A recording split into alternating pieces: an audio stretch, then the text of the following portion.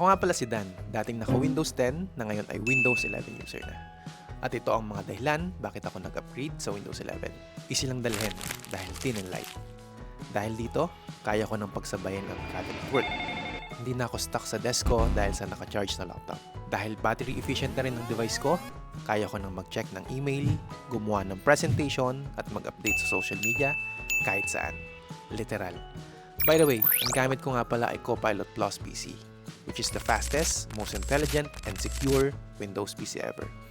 Alam nyo ba na ang Copilot Plus PC are also 5 times faster compared to a 5-year-old laptop? Sobrang unique din ng device na to because of its accelerated AI experiences. It also has an NPU that does the heavy lifting in my AI task. It is also safe because of its most advanced security feature. By the way, Copilot Plus PC at Microsoft 365 works better. Don't forget,